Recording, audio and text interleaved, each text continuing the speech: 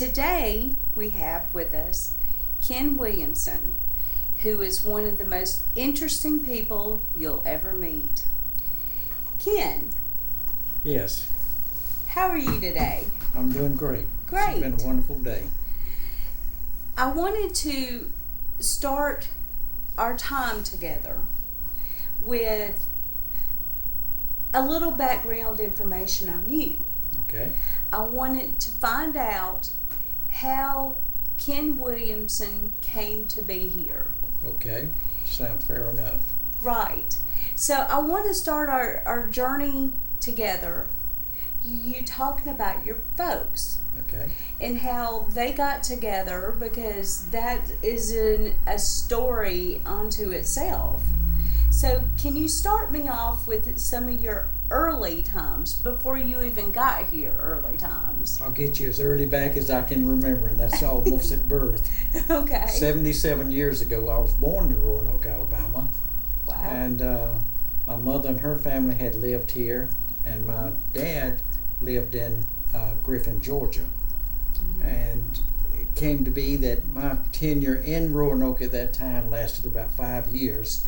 Then we migrated back to Georgia, or Griffin, and I spent my early years there traveling where the family wanted to go. And my dad was an automobile salesman, so he did go different places where it was to make money. I can remember being born 77 years ago. I don't like Roanoke any more today than I did then, but I had no knowledge of what to like or not to like at that time. Right. Probably my biggest concern is the road to get here. It is Right. curving. Mom and Dad met each other down in Brunswick, Georgia, I believe it was, during the wartime.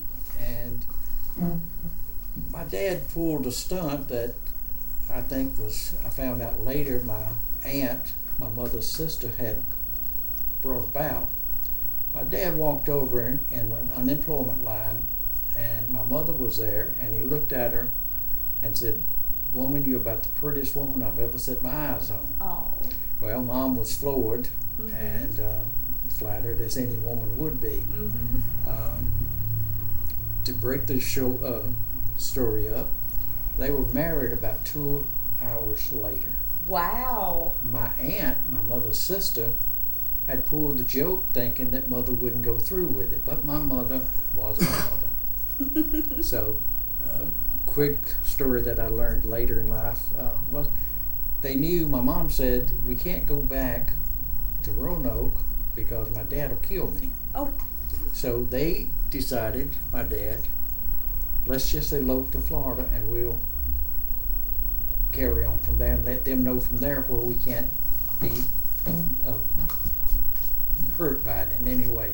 Right. So they stopped at a little roadside hotel, bed and breakfast location, and that's where they spent their first night. Now, on the way to get to Florida, Dad had to stop and do a manly thing on the side of the road, and it was commonplace back at that time. Probably still is today. But he stopped and came back to the car, very flushed and upset.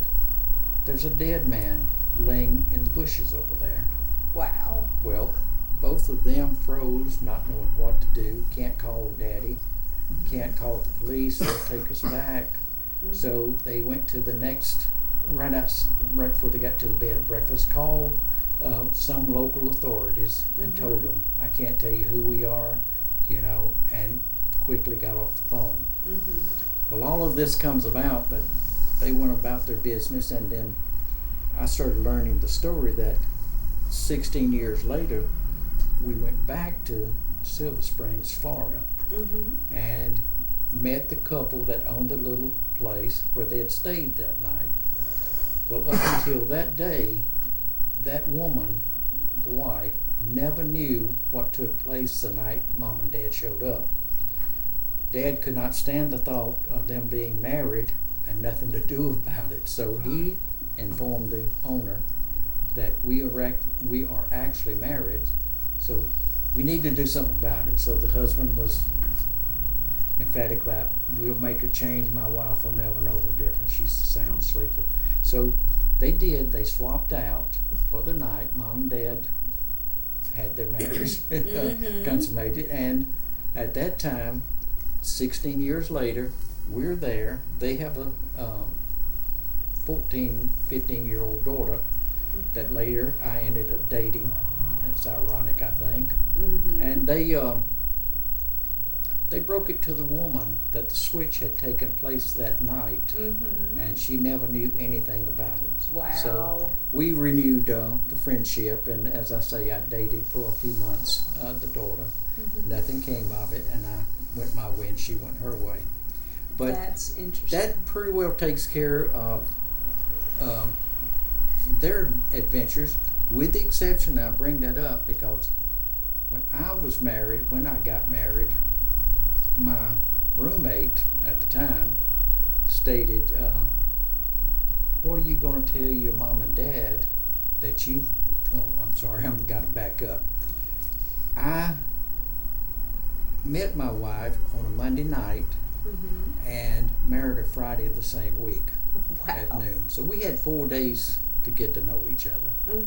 My roommate, after I was married, he said, what's your mom and dad going to say that you married a woman that you've only known 4 days? I said, well, there's not a lot they can say about it because I told him they've only married 2 hours when they officially got married. Right. So the men in your family work really fast. We kind of know what we're looking for.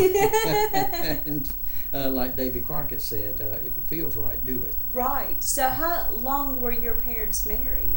54 years. 54 years. Until my dad died at the age of 70. So 2 hours led to a 54-year-old marriage. Absolutely.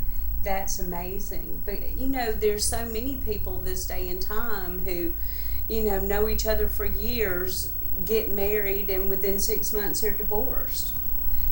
Right. And as a matter of fact, that very well happened in my family. My son, I have a son and a daughter. My son has been married 3 times, only because he felt like in his heart that was the thing to do. Papa did it. It worked out. I was married 44 years after 4 days of knowing each other, and that lasted to 44 years. My wife passed away in 2013. So my son thinks that's the way it's done. Dad never told me any difference. But so it does make a difference as to who follows who in that sequence. He didn't take for him, but it worked for my dad and myself. Right. Well, 2 out of 3 ain't bad, I guess. So what was the secret to having such long-lasting marriages after just meeting someone? I was 24, I believe, when I got married. She was 22.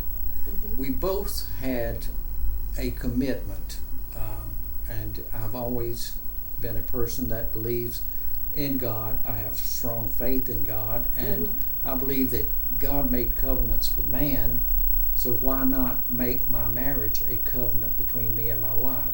I feel now that my dad felt the same way, and it had to work. Right. We were just at that age that my wife and I decided that divorce would be a word that would not be in our vocabulary.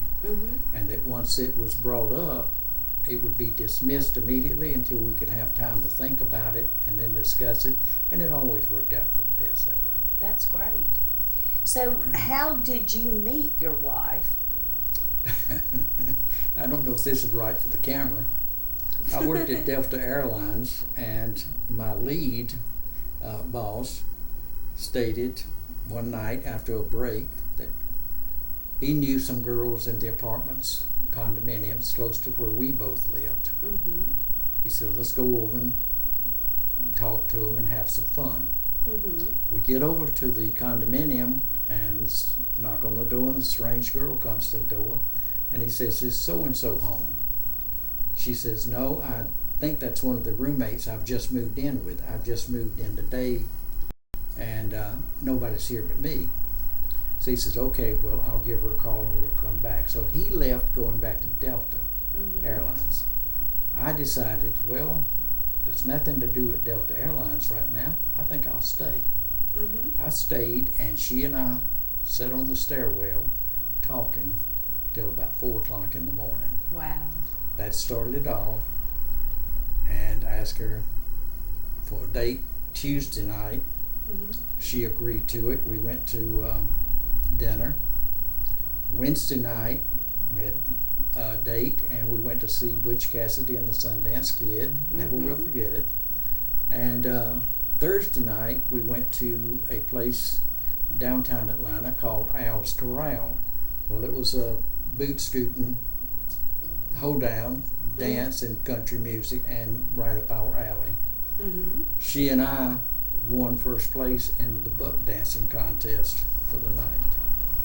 So we got home, back to the condominium, and sitting there, I simply said, why don't we go get married? She said, I would like that. Wow. I said, well, we can't go to Ringo because I don't know the way up there. But we knew at that time that you had to have a blood test. So she said, well, I'm from Columbus, Georgia. So why don't we go down to Phoenix City, Alabama? I said, suits me fine, but I've been drinking. You'll have to drive.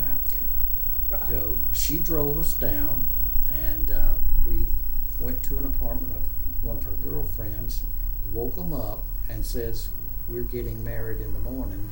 We need a place to stay for a few hours.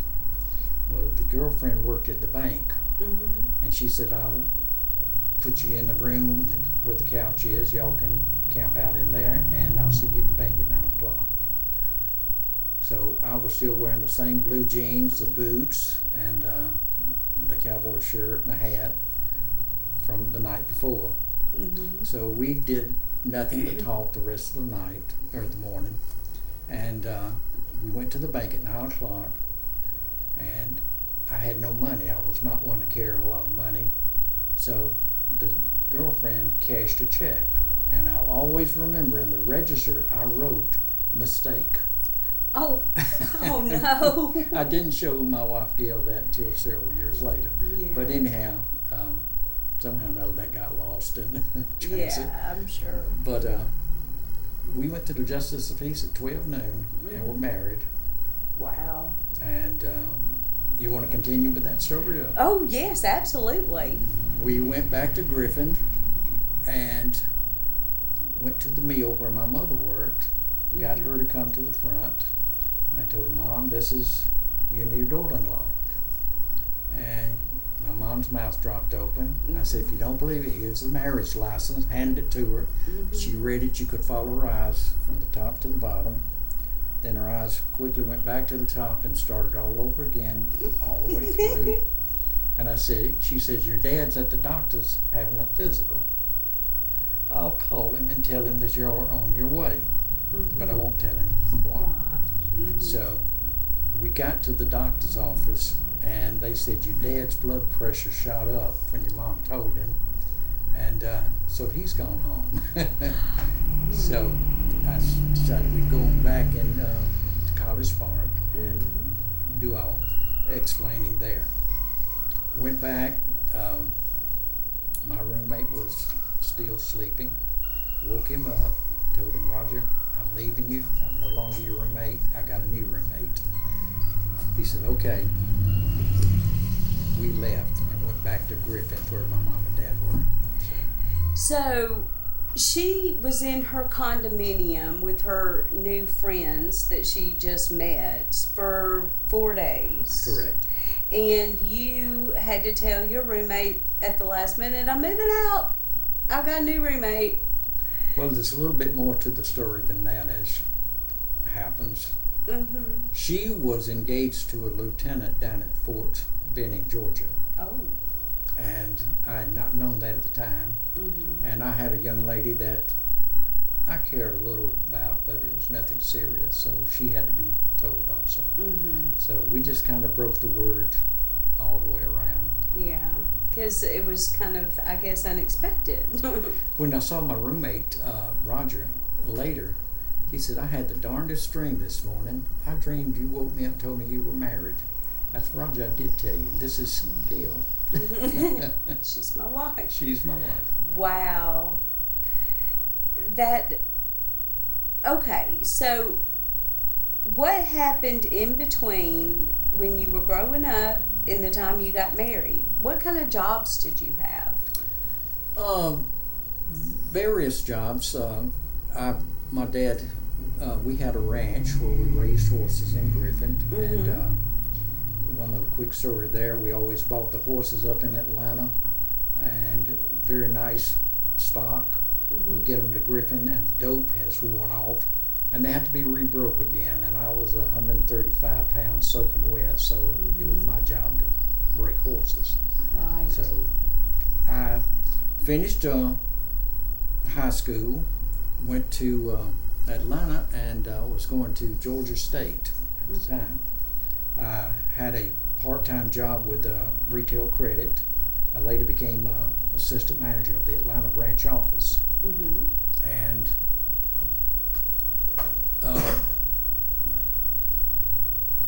from there, I left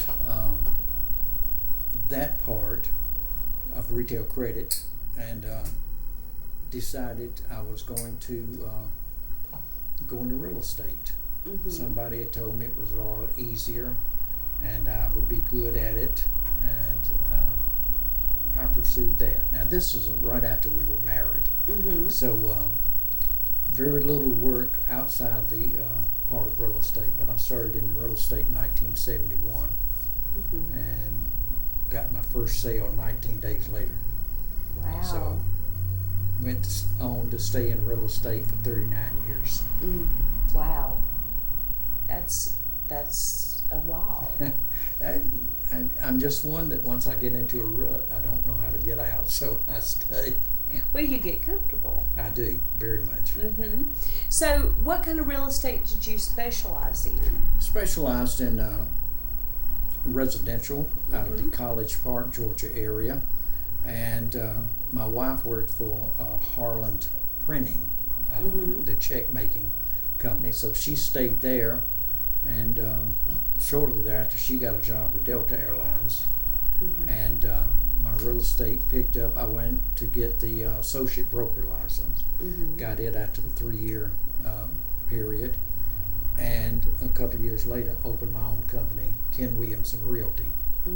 So I was in real estate 39 years, closed in year 2010, I believe it was. Right.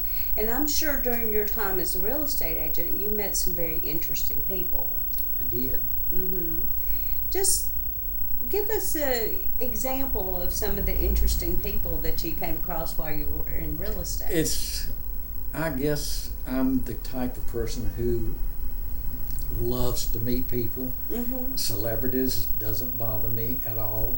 I find them fascinating for who they are. At one point in life, I had gotten involved with the first country music nightclub downtown Atlanta called the Playroom, and we had stars there, and my involvement was, and I have to say I have some bad habits, or had some bad habits. I was a drinking, partying individual at the time, and Charlie Pride is a country music star, he passed away a couple of years back. I did some publicity shots with him through the club, and I can remember one statement that he put his arm around my shoulder and says, "Ken, you're going to look like you're standing next to a pair of teeth and eyes when this is developed." Oh gosh. At this time, no one knew, his race or anything, and becoming very successful. Bill Anderson, I had a great opportunity to attend several of his parties down there, and so my wife was kind of hated for us to go out because she always knew he's going to meet somebody. So I met some celebrities through that part. Always been a country music fan. My all-time favorite has always been Elvis Presley. Followed him since I was about 6 years old. And Another interesting one that really meant probably the most to me was Dr. Reverend Billy Graham. Mm-hmm. I had taken on the listing of one of his lieutenants' home in College Park to sell it. It was fortunate that I was able to sell it very quickly, Mm-hmm. so he could move back to, I believe it's North Carolina. He asked me, would I like to meet Dr. Graham? And I said, would I like to meet the Pope? Yes, of course. So he said, we're doing a press conference at the airport, Mm-hmm. such and such day, a week or so down the road, and would I like to meet him, and he would arrange it. So I went to the airport and sat in the back of the room thinking, this is as close as I'm going to get, but I love it. Mm-hmm. Dr. Graham finished up the interview or the press conference, and I started to leave, and my guy came and said, where are you going? He's here to meet you. Aww. So he carried me back to meet him, and I looked up and I saw a 6-foot giant, Wow. 6-foot plus giant in front of me. One of the nicest, gracious men I had ever met. So, when you met him, did you have any particular questions you wanted to ask him, or? I think I was more in awe. Right. My grandmother was a very religious person, and my mother had made several opportunities, or found opportunity to go and see his sermons Mm-hmm. during my growing up. I had never met him, and I thought, well, this is just a carry on of my mother's likes, Mm-hmm. so it's got to be good. And he was one of the fascinating men, and I said very little to him because I was in awe. Mm-hmm. I was meeting a legend that I never even imagined being able to be in the same room with him. Right. Very gracious. But he was very nice and. As nice as you are with me right here. Oh wow. Much more comfortable. That's great. So, after meeting him, and what other people did you want to meet? I have always, like I said, if I knew somebody was around, I didn't think of the obligation that I was putting out to them to let me meet them. Mm-hmm. I met Tex Ritter, a cowboy at the club at one time, and I tell the good stories with the bad stories, and I unfortunately asked Tex Ritter to let me buy you a drink, and one of my cowboy friends, Tex Ritter, told me, young man, I don't drink. So, so that's a bad story that comes with impromptu meetings like that. Mm-hmm. And but Elvis Presley, I still follow Elvis Presley greatly. Mm-hmm. I had the opportunity in, must have been probably 77, right before he died, Mm-hmm. to create a photo album. And at that time I was a member of 54 fan clubs, so it lets you know Wow. I was a fan. Mm-hmm. I came up with an idea that I can make a photo album that's much more desirable with fans to swap pictures than the old glue and cellophane Mm-hmm. setup. I made that, and jumping ahead a little bit, in 78, after he died, we received a letter from Vernon Presley that invited us that a meeting was being held, or a conference-like party was going to be held in Kansas City, Missouri. Mm-hmm. And that we were invited because we had created something that had enhanced Elvis Presley's memorabilia. Mm-hmm. And to me, it was just a thing that I had made, nothing that I could brag about or didn't feel like I could. And there were some great things and people that I met during that time. But we attended that conference, and Priscilla Presley bought 22 of the albums. Wow. So I always felt like that was the nicest thing I ever did for a hobby, an experience that Mm-hmm. I was having at the time. So, Well, let's drop back and tell us about what kind of hobbies you were into throughout your life. okay. I've always loved, as I said, as a working position of doing the horse breaking. Mm-hmm. I enjoyed horses, and writing, and that also helped get girls attracted Yes. to a young, growing, late teenager, early pre-marriage, and I do a lot of collecting. I love collecting. My boss is Robert Hasfield, and he is probably the greater collector than I am, and it's just I love guns. I follow guns and what's going on with everything nowadays. Hobby. I do have a hobby that I still make music boxes.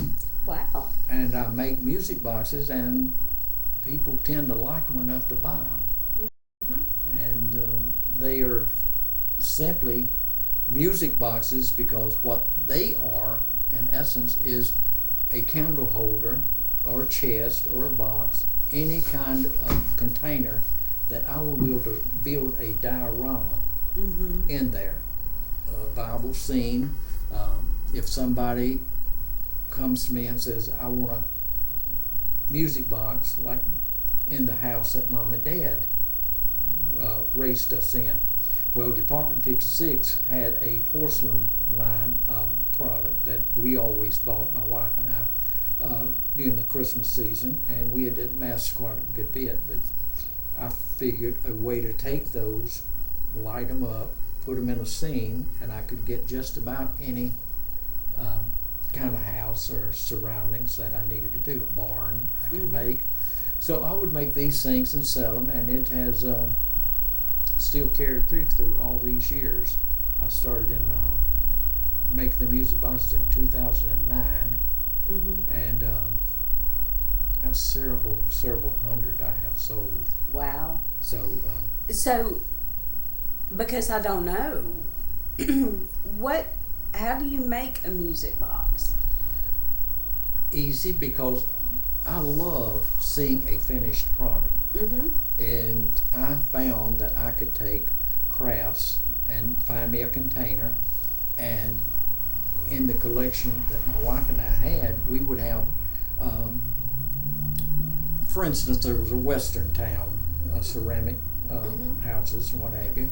I decided, well, I can take a basket and fill it with styrofoam, put me a little music mechanism in it. It called a music box. I called it a music box only because nobody knew what I was describing when it was a diorama. Right. So with a music box, I could make it a music box. But I'd simply see a scene in my head, and I create it. Oh. And once I get it created, I'll put the music to it, I'll put the lighting to it. And for instance, if they needed, Mom and Dad drove a 54 Cadillac, I can find a 54 Cadillac play toy and put that there. I can make trees out of materials and hang a piece of string and take a car tire rubber, and I can make a swing that you swung on it in childhood. So you made little scenes. I make little scenes, yes. That play music. Yes. That's great.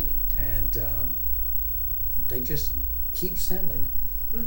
I'm sure, because that's really, really cool, you know. So, but it's I see the finished product, and that makes me happy, and it becomes like a little child to me, and no two are ever made exactly alike. That's wonderful. And so I enjoy teaching people how to do that. But as far as I know, I'm the only one in the world that does make those like I make them. I would love to see some of those. I'd be glad to take some pictures, and we could incorporate it in with our show. Yes. Okay, now you've got amazing hobbies that you have. What was your life like with your wife? Gil was one reason we were married for so long and had such a wonderful relationship is because I believe she was an angel from heaven. Oh. And she was always that from day one. through the first 4 days. We enjoyed traveling a great deal, and after I touched base on her going with Delta Airlines to work, it became easier for us to travel and by plane and go. And we did an awful lot of traveling while she was still living. We graduated from the airplane flying places to the ships, cruises. Always love that. That's a wonderful thing that everybody who's not afraid of water should try at one time or another. I guess hobby-wise, the little dioramas, the collecting, following people of interest that interest me. She was just one that was great in whatever I wanted or needed, she supplied. So, Right. wonderful relationship. So she supported you throughout all of your interests and all your Absolutely. endeavors. And, Absolutely. yeah. And y'all had 2 children. We had 2 children. A little story goes with that too. When we were coming back from Phoenix City, she's got her feet propped up on my car, and I think one thing that had attracted me also, the over and above love, was she wore the Daisy Dukes blue jean shorts. Well, she has her feet up, propped up on the dash in my car, and I look over and say, "Honey, I wish you wouldn't put your feet up on my dash." She said, "Honey, I wish you would remember this is half my car now too." So she let me know very well up front that, hey, this is a together situation. But she was always one very supportive, whatever I want to do. When I went into the real estate end, I couldn't have had any better partner to go. And if times were bad, and they were at times, never complained whatsoever. When it was good, it was the best. And tried to shower her throughout time. I remember another little story, and it keep coming up like that. We were at Kentucky Fried Chicken a couple of years before she died, and Coldwater Creek was her favorite clothing. And I always tried to let her buy, or I would buy, Coldwater Creek. Hope you women understand what I'm talking about. I hope I got that right. The little jackets and what. We were in Kentucky Fried Chicken, and the waitress came over, and Gail had on one of the jackets, and the waitress said, "That's the prettiest jacket I've ever seen. Oh, I wish I could afford something like that." So she walks off with our order, and I tell Gail, "Take your jacket off, honey." Gail takes her jacket off, never questioning my motives. She comes back over to the waitress, and I says, "Here, honey, try this on and make sure it fits right." Oh. So we give her Gail's jacket that night, and I did catch a little steam tonight. I'm sure. Later that night, but anyhow, she was that supportive. She never questioned or got involved in anything except if we ever had an argument or what have you, we both had sense enough to stop, take a moment, think about it, and come back to it. So, And not go to bed mad. no, Right. no. And it's just a wonderful person. And you had a wonderful life with that person. We did. We as we grew older in marriage, most people would say you two look alike. You know, it's almost like, I'm sure every couple has heard this later in life, that you're starting to look like your wife, or your wife's starting to look like you, the big nose and what have you. So we grew to the extent that I didn't have to ask her anything, and she didn't have to ask me. We looked at each other. If I wanted something, she knew without talk what I wanted, what our needs were. And we were very active in our church at the time. And she became assistant to the counselor, the pastor of care counseling. So she started counseling the women in our church. And when she died, she probably had more women at the funeral than any other woman I could imagine, because she knew the secrets of every woman in that church. Right. And so she was a great counselor in that part. That's wonderful. So some of the places that y'all traveled when y'all were married, because you said that you flew to places and then you got doing the cruises. What are some of the exotic locales that y'all went to? We, it was any of the states were easily to get to, and we'd have a place we wanted. Memphis was always a good one, and I love the West, and so we'd go San Francisco, several places there. We took a cruise that was probably more fun. We had some close friends at church that we traveled with, a couple of other couples, and we ended up going from I believe it was Fort Lauderdale, going out to what would have been England for repositioning, but we ended up from England, well, we had to go to the Azores because it was during the gas shortage, and we couldn't get the ship fueled, so we had, and the big storm that year came about, so we ended up in the Azores for a day with the ship, and fascinating. Never would have been there had I had to choose it. But we enjoyed that. We went from there to France, had a port call there, so. From there we went to Scotland for a stop off, and then to Ireland. And then Ireland was probably the most fascinating place that we had ever been. So the trip was to take us from Ireland back to Southampton, England. We went back to Southampton and said, we don't like England. We're going back to Ireland. So we paid to have our luggage and everything shipped back to Ireland. And we went and stayed until we could get the following ship from London back to the States. Wow. So that trip took about a week and a half longer than what it would have, but it was a fascinating time. She and I, we had a couple of 3 trips to Hawaii. Wonderful, beautiful place, and it's unimaginable, hard to describe. So beautiful.